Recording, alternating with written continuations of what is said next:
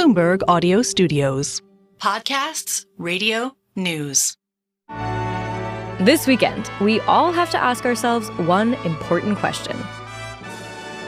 Am I Team Barbie or Team Oppenheimer? That's right, the 96th Academy Awards are happening this Sunday. Everyone's favorite award show, the Super Bowl of the movies. This year promises to be an all-stops-pulled-out kind of event, from the red carpet fashions, to the box office-busting nominees, to a non-singer performing a Best Song nominee in a major spectacle with Ryan Gosling's I'm Just Ken.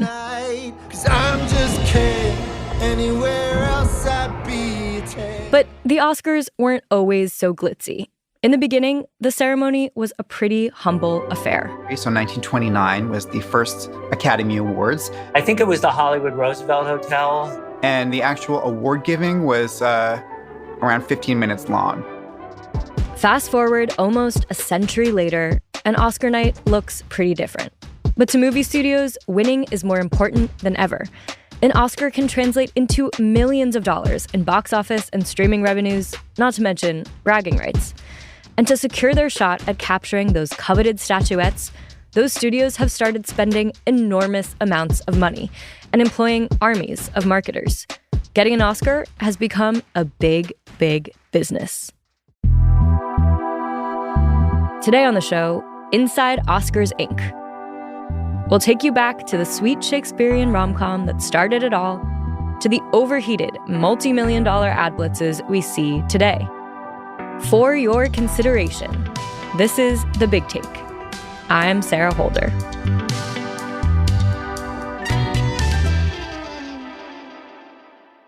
The Oscars is one of Hollywood's biggest nights, and this year is shaping up to be truly cinematic. I just went yesterday to pick up my Oscar credentials, and the entire street on Hollywood Boulevard has been closed off for a week. That's my colleague, Chris Palmeri. He covers Hollywood and the entertainment industry for Bloomberg. Elaborate sets being, designed there, intense security, an incredible effort that goes way beyond just a party in a ballroom. And for the studios, the Oscars mark the finish line for the months-long campaign. Studios will often invest millions of dollars, hire teams of specialists, all in the name of snagging a win. And there's a bit of a formula to it these days. That's according to author and Oscar historian Michael Schulman. How do you win an Oscar? I mean, step one, obviously, is to make an incredible movie. Step two, get your movie and the story of your movie in front of as many people as possible. Oscar campaigns are like political campaigns, in the sense that you have the messaging and the ground game. So the messaging is through advertisements, interviews, what you want the narrative to be for a certain person, whether it's, an actor who's long overdue and kind of a career award, or a really bold, subversive movie, or a biopic that's giving due to some figure who has been underappreciated in history. That's the messaging. That's like, a candidate for president giving a stump speech. And after that comes the ground game. In presidential politics, you see politicians kissing babies at the Iowa State Fair. In the Oscar race, it's, movie stars going to cocktail parties and, shaking hands with voters and doing Q&As and fancy screening rooms and stuff. So it's a bit more chic, obviously, than the Iowa caucuses, but in another sense, it's the exact same thing. Very expensive chic caucuses. Studios pour tons of resources into these efforts. Schulman says Netflix has earmarked as much as $100 million every year on its Oscars campaign alone.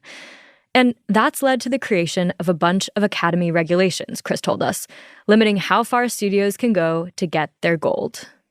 There's pages and pages of rules on what you can and can't do. For example, you're allowed to invite people to screenings of movies after the nominations. That is all throttled back in a big way. You can still have a screening. You can't wine and dine people. So there's all kinds of rules that have come about as the Academy has tried to calibrate the amount of campaigning going on. Sort of like campaign finance laws, but for the movies, says Schulman. what you can say in an ad, what you can't say in an ad, what kind of party you can throw at which point in the campaign. For instance, we all know this phrase, for your consideration. Well, people say that because you actually can't directly solicit votes. You can't say vote for my movie in so many words.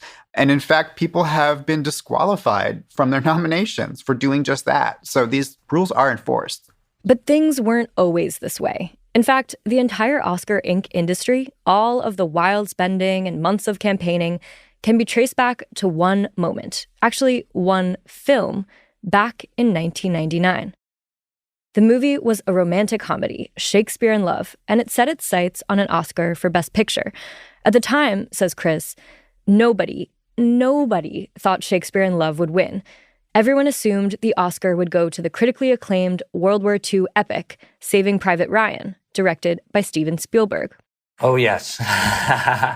So, and it seems funny now to even think about the competition because Saving Private Ryan is a movie I've watched numerous times and sort of widely regarded, if not certainly one of the best war movies ever made. And Shakespearean Love, I've seen once. No great desire to see it again. I gotta stand up for Shakespearean Love. That's a great film.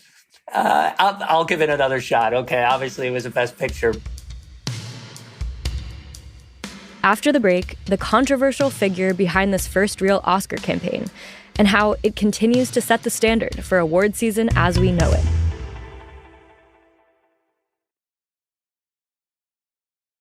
We're back. In 1999, movie lovers and Oscars watchers were stunned when Shakespearean Love snagged the Academy Award for Best Picture over Saving Private Ryan. But a lot of strategy and a lot of money had gone into that moment, says Bloomberg's Chris Palmeri. Strategy and money from one of the most notorious figures in Hollywood, Harvey Weinstein. Harvey Weinstein, Miramax, was the guy who sort of really took Oscar campaigning to the next level. It was a real bare knuckles sort of fight. There was always a bit of entertaining involved and getting people to come out, Academy members to see the movies. But in the Weinstein era, it was like phone calls. It was showing up at the retirement home for aged actors and, literally doing everything you can to convince these people to vote. There was, lunches, elaborate menus, and then the other side of it was this sort of trash talking, this sort of quiet, disparagement of the competition is certainly something that happened in that case. Oscar historian Michael Schulman says Harvey Weinstein pulled out all the stops. Hollywood and just about every place else was saturated with Shakespearean Love. You couldn't get in your car in LA without hearing the score of Shakespearean Love. And they ran an advertisement during Monica Lewinsky's interview with Barbara Walters. Of course, the Saving Private Ryan people were furious that they did that. In response to these efforts, DreamWorks, the studio behind Saving Private Ryan, began escalating its own behind-the-scenes maneuvers to try and secure the votes of Academy members. But Shakespearean Love had too much of a head start, and, to the shock of many, took home the Best Picture award. Many people thought, rightly or wrongly, that Weinstein had basically bought the win. So what happened the next year was that every other studio in Hollywood thought, well, we're not going to let this happen again. We're not going to let, Miramax, this indie movie company from New York, come and steal our Oscars. After Weinstein pulled out all the stops, took this to a next level, the modern-day business of winning an Oscar was kind of born, or the genie was out of the bottle. What about now? What are the elements of the business of winning an Oscar? It's still a huge business. For a big movie in Oppenheimer, $25 million in Oscar campaigning is not out of the question. And the campaigns have only gotten more elaborate, creative, and, of course, expensive, says Schulman. It's like insane, the stuff that the money is spent on to just drown people in swag, essentially. But it's all to make them pay attention. You can't make someone like your movie, but you can make them pay attention to it and remember it. And, most importantly, watch it. Because nobody's going to vote for or nominate for something that they haven't watched in the first place. Does all this investment really pay off? Chris says the Oscars bump is real. the increase that a films historically have gotten in theaters, it can certainly lead to tens of millions more in box office for sure. As I said, in the streaming era, it doesn't immediately translate into dollars, but they'll certainly see an increase in viewers. But a lot of what we know about the Oscars industrial complex is speculation, says Chris. He says, as a reporter in Hollywood, he certainly experiences and sees some of the campaigning, but it's hard to get the studios to openly reveal what they're doing. It's so hard to get anyone to actually talk about Oscar campaigning because they don't ever want to admit that this happens. You know, it's both high profile and low profile, and the why and what they're doing and how much they're spending is all kept hidden. The industry is always going to fight to win these awards, and the spending will continue to escalate because it's just so important to everybody in Hollywood. Millions of dollars were spent by Oscar contenders this year, and millions of people are expected to tune in on Sunday to see whose efforts paid off, who will get to take home that Best Picture Oscar, and who is just Ken. I'm just Sarah Holder, and there's so many people we'd like to thank for this episode. This episode was produced by Alex Sugiura and Matt Goldman. It was edited by Stacey Vanek Smith. It was fact-checked by Naomi Ng.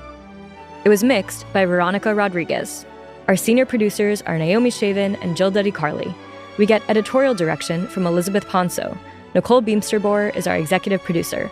Sage Bauman is head of podcasts. Thanks so much for listening. We'll be back on Monday.